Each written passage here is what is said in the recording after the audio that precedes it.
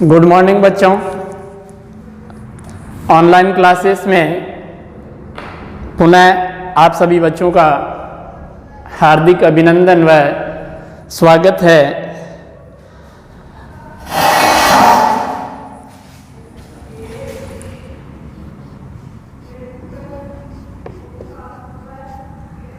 समास। देखिए बच्चों, समास क्या होता है। समास वे शब्द जो दो शब्द आपस में जब जुड़ जाते हैं, दो शब्द जब आपस में दो शब्दों में जब मेल हो जाता है तो उसे समास कहा जाता है। समास शब्द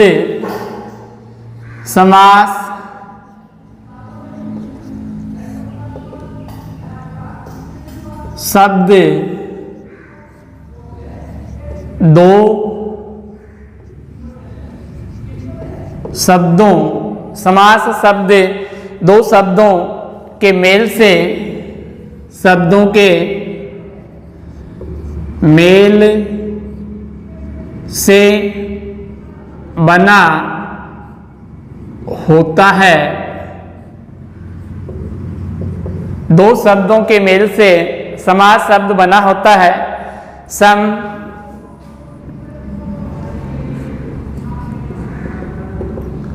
और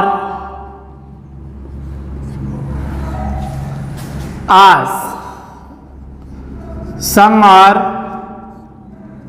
आस इन दो शब्दों से मिलकर के समास शब्द बना होता है। सम का अर्थ होता है, सम का अर्थ होता है निकट,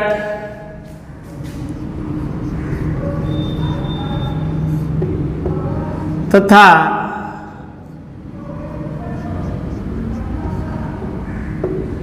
आस का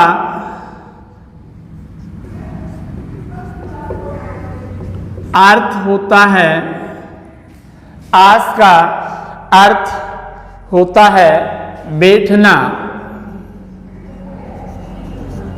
आस का अर्थ होता है बैठना, अर्थात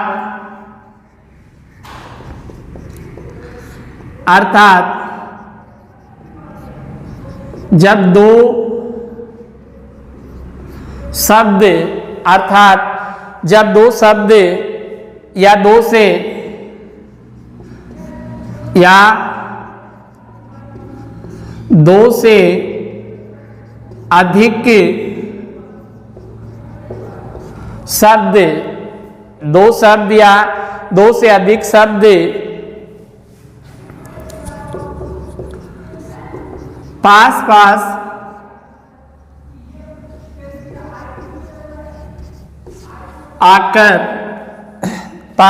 आकर बैठ जाते हैं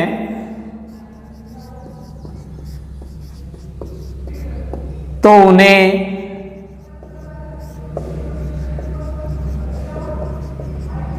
समास कहा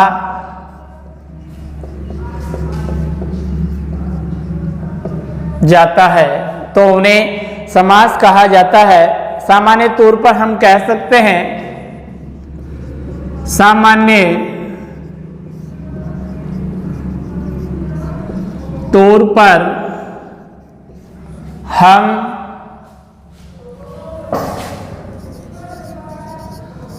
कह सकते हैं कि दो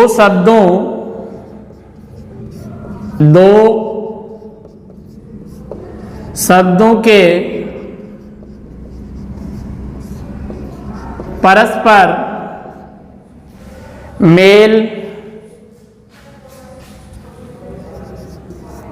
मेल ही समास कहलाते हैं। दो शब्दों के परस्पर मेल ही समास कहलाते हैं। संधि व समास में अंतर, संधि व समास में अंतर, संधि और समास में क्या अंतर होता है आप सब जानते हैं। संधि में दो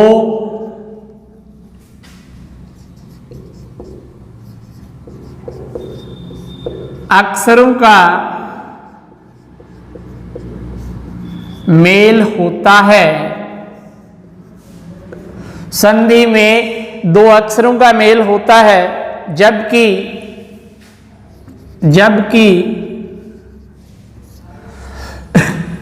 समास में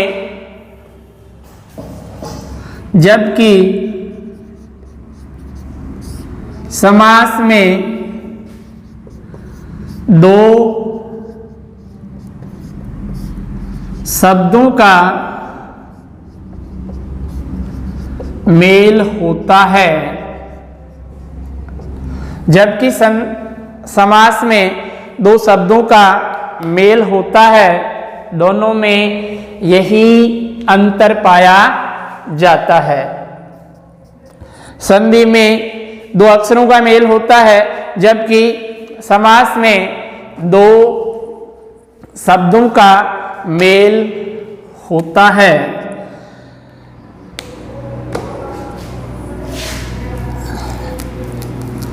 अब देखिए अपने हिंदी भाषा में समास कितने प्रकार के होते हैं। मूल रूप से हिंदी भाषा में जो समास है, समास की विशेषताओं के आधार पर समास हिंदी भाषा में 4 प्रकार के माने जाते हैं। समास हिंदी भाषा में 4 प्रकार से के मूल रूप से माने जाते हैं। इनकी जो विशेषताएं होती है अलग अलग, इन विशेषताओं के आधार पर समास के मूल रूप से 4 ही भेद स्वीकार किए जाते हैं। 4 प्रकार कौन कौन से होते हैं वो देखिए।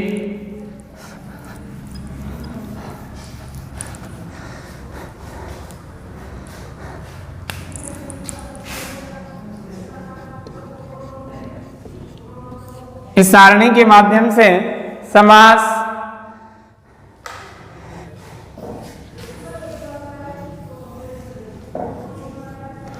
पहला है पूर्व पद प्रधान।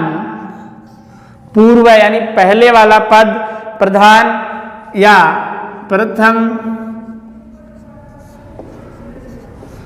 पद प्रधान, ऐसा समास जिसमें प्रथम पद या पूर्व पद प्रधान होता है उसमें अविभाव समास माना जाता है। अविभाव समास माना जाता है। इसमें इसकी विशेषता होती है प्रथम पद अव्यय, जो पहला पद है वो हमेशा इसमें अव्यय शब्द होता है। दूसरी विशेषता है प्रथम पद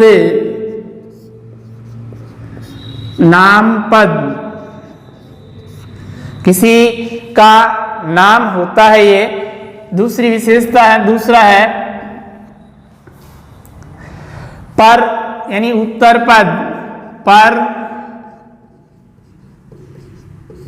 या उत्तर पद प्रधान, पर या उत्तर पद प्रधान द्वितीय पद प्रधान होता है। इस समास में द्वितीय पद प्रधान, इस विशेषता वाले समास को कहा जाता है तत्पुरुष समास। तत्पुरुष समास। तीसरा है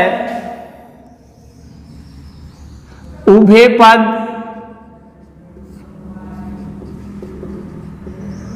प्रधान। उभय पद प्रधान यानी इसमें दोनों पद प्रधान होते हैं, दोनों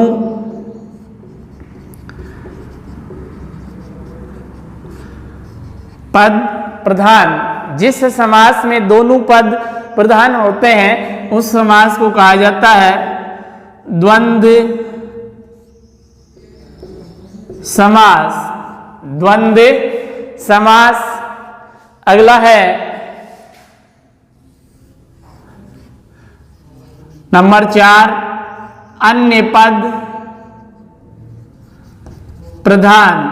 अन्य पद प्रधान होता है आपके बहुव्रीहि समास में। अन्य पद प्रधान माना जाता है, इसमें बहुव्रीहि समास माना जाता है। आगे देखिए, कर्मधारय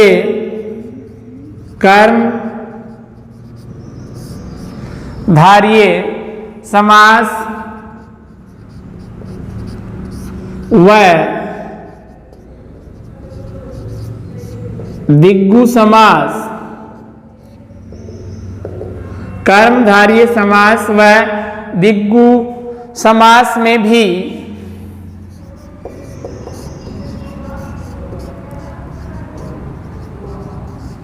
द्वितीय पद प्रधान होता है। कर्मधारय व दिग्गु समास में भी द्वितीय पद प्रधान होता है, अतः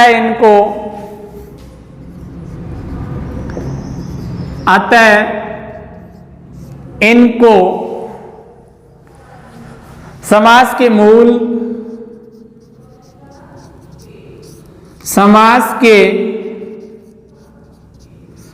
मूल भेदों में न मानकर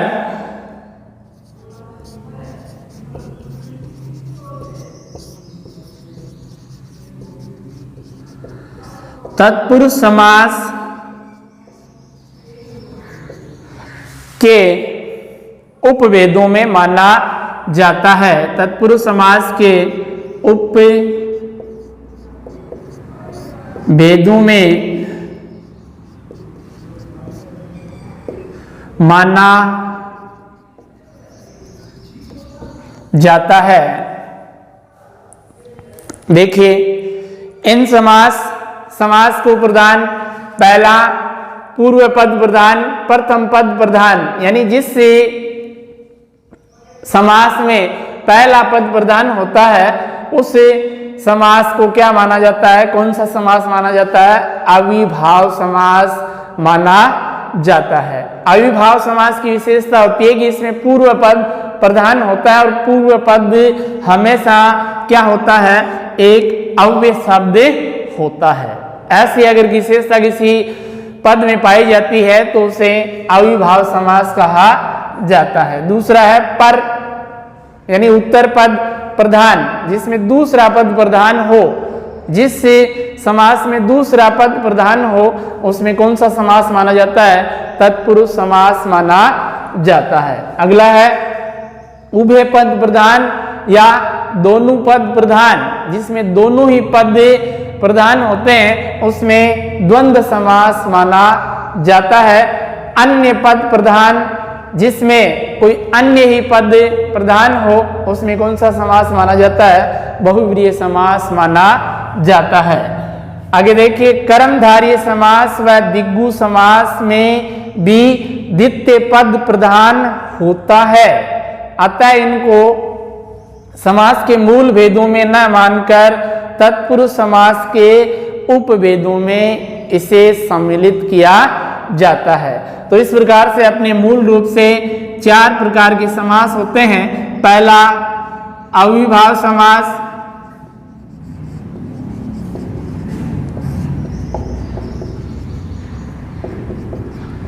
दूसरा तत्पुरुष समास,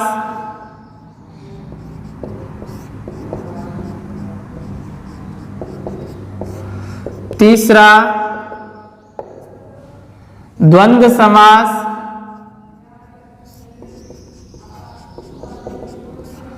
चौथा